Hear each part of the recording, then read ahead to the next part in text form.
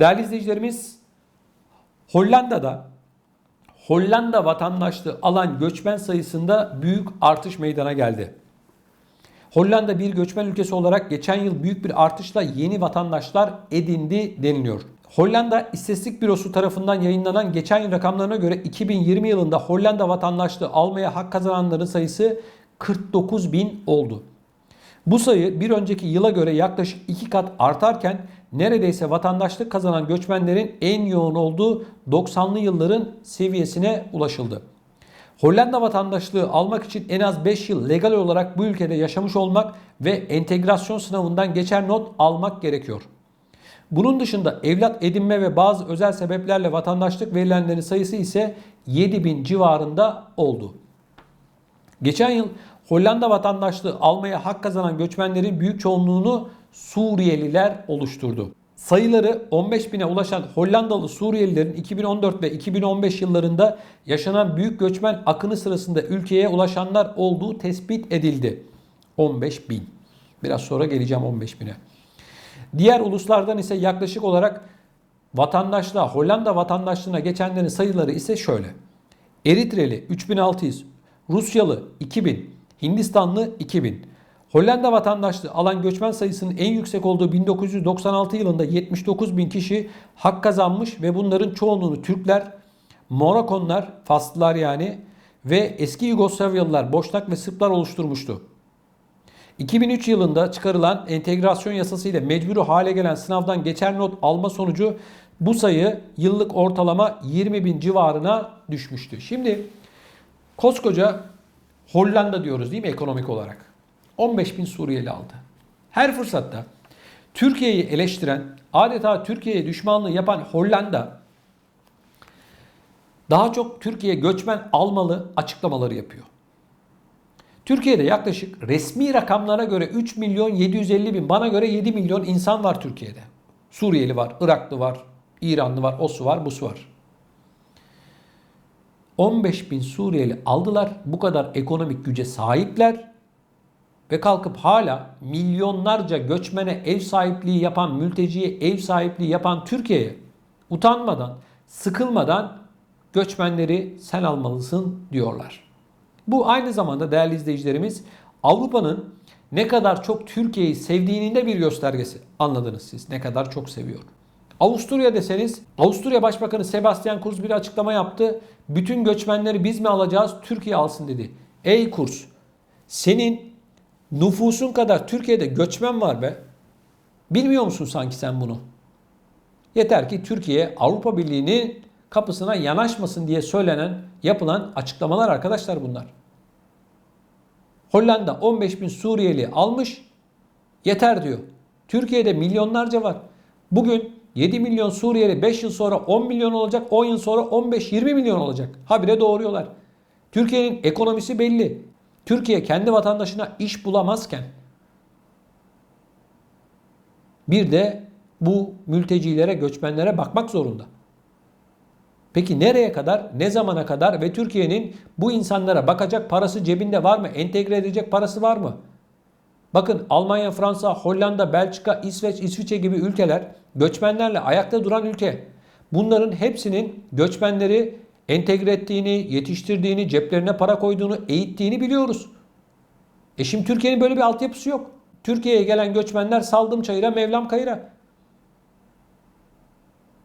Bakın ben bir Türkiye Cumhuriyeti vatandaşı olarak ülkemde artık göçmen istemiyorum. Bu bir ırkçılık falan değil arkadaşlar. Ben kendi vatandaşıma iş bulamazken, ben kendi vatandaşımın daha mutlu yaşamasını isterken bir de kalkıp yaklaşık 10 milyon göçmene, mülteciye Türkiye'nin vatanımın, ana vatanımın bakmasının mümkün olmadığını söylüyorum. Bundan dolayı, ekonomik nedenlerden dolayı. Devlet İstatistik Enstitüsü açıkladığı işsizlik oranı %17 arkadaş. Eğitim alanlar, üniversite mezunları hepsi işsiz. Türkiye'ye çevirin gençleri, üniversite mezunlarını, ne yapmak istiyorsunuz? Sadece yurt dışına gitmek istiyorum diyor.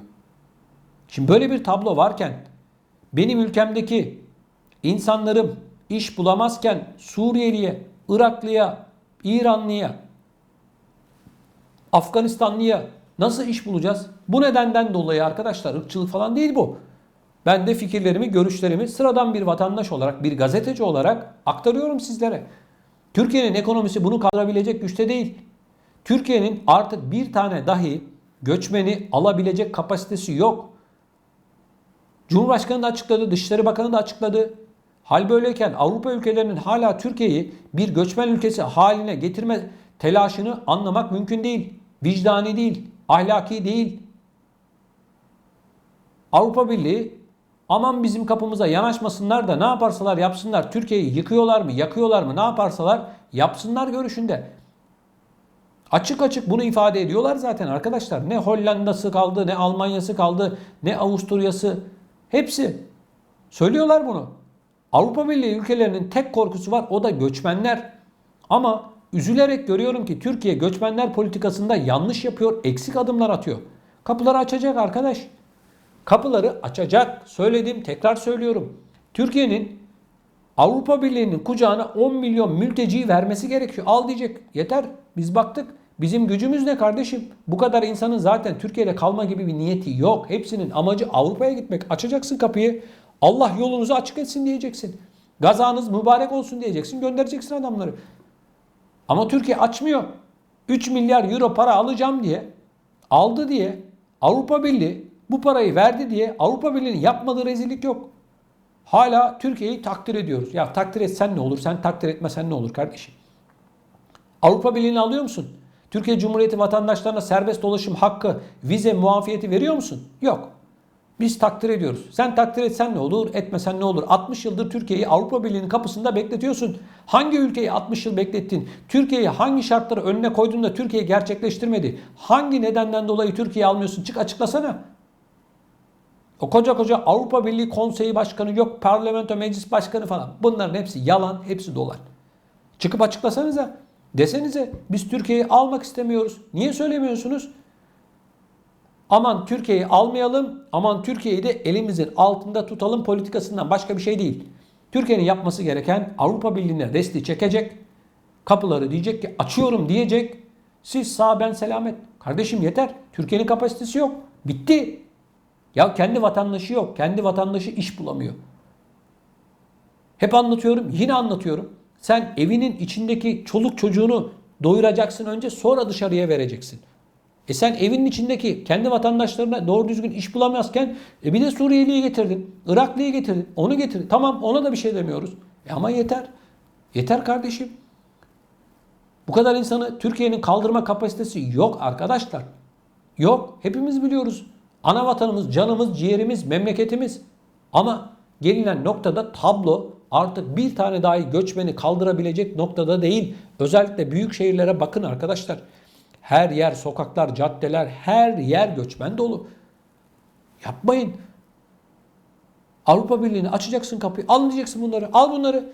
Bu kadar. Başka yolu, yöntemi yok arkadaşlar. Avrupa Birliği ülkelerinin en büyük korkusu da zaten bunlar, göçmenler. Aman aldık diyorlar. Hatırlıyor musunuz? Geçtiğimiz günlerde Estonya Başbakanı bir açıklama yaptı. Meclisten utanmadan Afganistan'dan dedi ki biz 10 kişi alıyoruz dedi. Sonra tepkiler gelince yok dedi, tamam dedi, biz 30 kişi alıyoruz dedi. Afganistan'da 30 kişi alacakmış. İşte böyleler bunlar. 30 kişi alıyoruz diye açıklama yapıyorlar. 30 kişi, sadece 30 kişi. 30 bin değil ha, 30 kişi. 3 bin değil, 30 kişi. Böyleler. Bütün yük Türkiye'de. Ya kardeşim, Türkiye'nin etine budu ne? Ne yani? Hiç böyle ağlanmaya falan gerek yok arkadaşlar. Halimizi biliyoruz. Biz bizeyiz. Yabancı kimse yok. Türkiye'nin halini ben de biliyorum, sen de biliyorsun. 3 tane göçmen alıyorlar Avrupa ülkeleri. Ondan sonra diyorlar ki biz çok göçmen aldık, yeter. İşte Hollanda almış 15 bin tane Suriyeli'ye vatandaşlık vermiş, reklam yapıyor bize. 15 bin. Gel Aksaray'a gidelim. İstanbul'da biliyorsunuz, Aksaray'a gidelim. Sana bir saatin içerisinde 100 bin tane Suriyeli toplarız. Bak, Suriyeliler buraya diye Aksaray Meydanı'nda bağırsan 100 bin tane Suriyeli gelir. Ne 15 bini? Hangi 15 bin? Neyden bahsediyorsun? 15 binmiş. Bırakın bu işleri.